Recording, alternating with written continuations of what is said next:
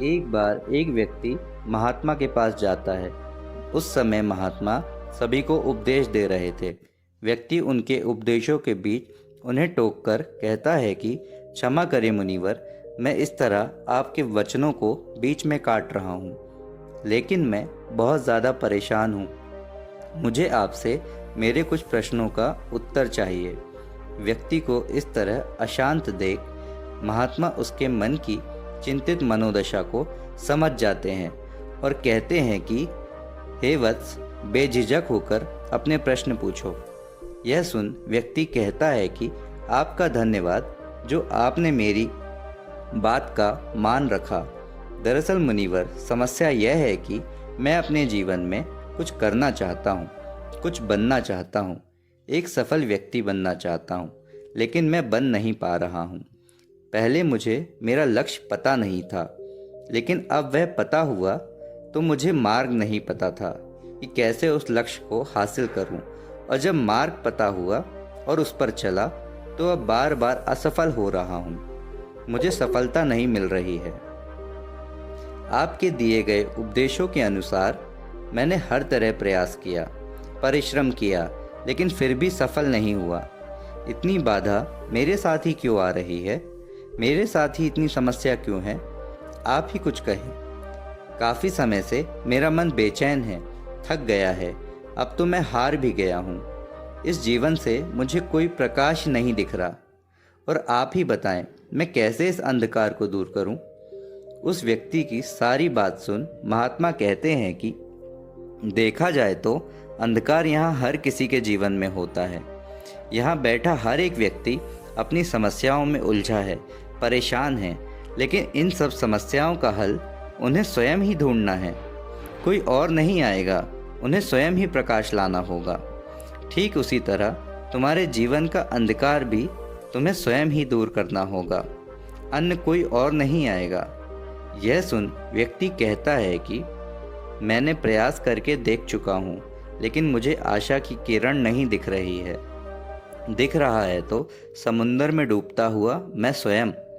यह सुन महात्मा कहते हैं कि यदि चाहो तो तुम स्वयं को बचा भी सकते हो, लेकिन जब खुद ही डूबना चाह रहे हो तो कोई क्या कर सकता है?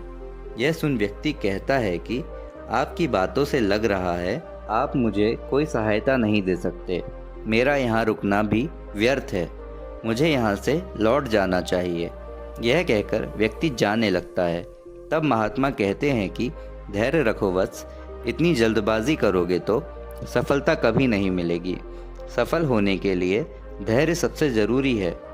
आओ बैठो, तुम्हें एक कहानी सुनाता हूँ।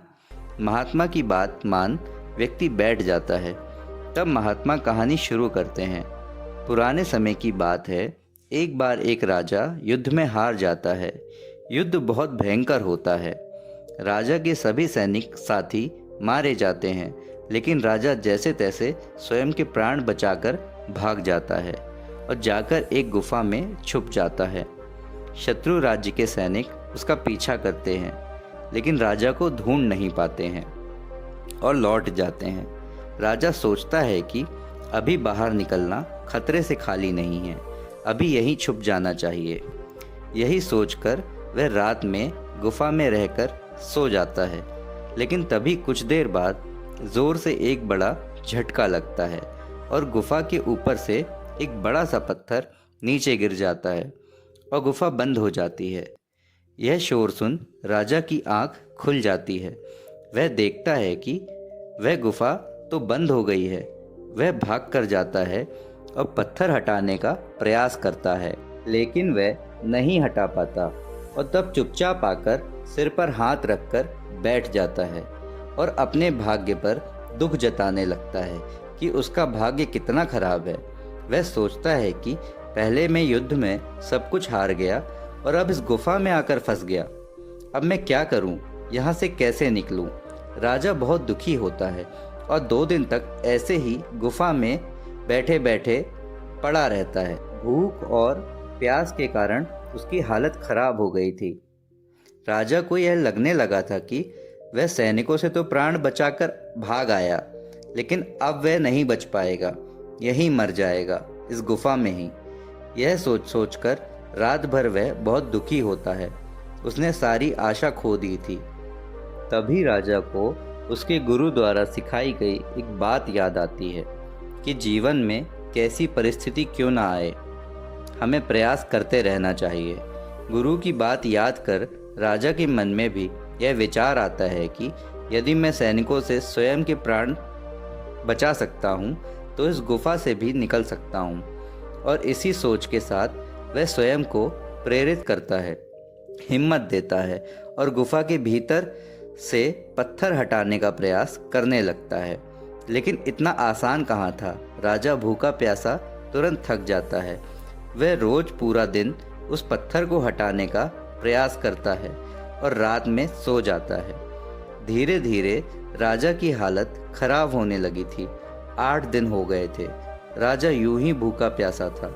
जब राजा ने देखा कि अब वह और अधिक यहाँ नहीं रह पाएगा, उसने अपनी सारी शक्ति पत्थर हटाने में लगा दी कि या तो आज यह पत्थर हटेगा या मेरे प्राण जाएंगे, लेकिन आज मैं इसे हटा कर रहूँगा। और तब राजा अपनी सारी शक्ति उस पत्थर को हटाने में लगा देता है। शाम होने को आई थी, लेकिन राजा रुका नहीं था। उसने प्रयास जारी रखा था और तब अंत में जाकर हल्का सा पत्थर हट गया। यह देख राजा बहुत प्रसन्न हुआ। उसके भीतर एक उम्मीद जगी। उसने पुनः प्रयास जारी रखा। रात भर राजा सोया नहीं और पत्थर हटाने में लगा रहा। और अगली सुबह सूर्य की उगती किरण के प्रकाश के साथ राजा के जीवन में भी प्रकाश आया। उसने उस पत्थर को और थोड़ा हल्का हटा दिया और राजा बाहर निकलने का प्रयास करने लगा। और धीरे धीरे निकलते निकलते वह बाहर निकल गया। राजा के हाथ पैर छिल गए थे, उनमें घाव हो जाता है। इतने दिन पत्थर पर हाथ मारने से, जोर देने से राजा के हाथ पांव सब जख्मी हो गए थे। लेकिन पूरे 9 दिन बाद राजा उस गुफा से निकला था। उसके जीवन में यह दर्द कुछ भी नहीं था जितनी ज़्यादा खुशी बाहर निकलने की थी। उसने स्वयं को एक नया जीवन दिया था, खुद के प्रयास से। और फिर राजा उस जंगल से चला जाता है, नए राज्य, नए जीवन की ओर। कहानी के अंत में महात्मा कहते हैं कि यदि राजा ने यह सोच लिया होता कि वह बाहर नहीं निकल सकता तो वह शायद ही जीवित होता, लेकिन स्वयं को जीवित रखने की जिद ने, स्वयं को बाहर निकालने की जिद ने राजा को बाहर निकाल ही दिया। यह इसलिए हुआ क्योंकि राजा ने इतनी मुश्किल के बाद भी हार नहीं मानी, जीतने का प्रयास जारी रखा। बस यही मैं तुम्हें समझाना चाहता हूँ कि यदि तुम्हें तुम्हारा लक्ष्य पता है, मार्ग पता है, उस पर कैसे चलना है यह पता है, तो तुम ज़रूर सफल होगे। लेकिन बस यहाँ ज़रूरत है तो स्वयं के भीतर से जीतने की लगन, धैर्य और प्रयास की। बेशक तुम आज बार बार असफल हो रहे हो, लेकिन कल तुम ज़रूर सफल होगे। बस स्वयं की तरफ से हार मत मानो, प्रयास जारी रखो, क्योंकि जब तुम सफल होगे उस दिन यह असफलता के दुख से सफलता की खुशी बड़ी होगी। सोचो, कहाँ भूल कर रहे हो, कहाँ कमी है, गलती है जो तुम सफल नहीं हो रहे हो। उस गलती को पकड़ो, उसे सुधारो, पुनः प्रयास करो। तुम एक दिन ज़रूर सफल होगे, बस धैर्य रखो। यह बहुत ज़रूरी है।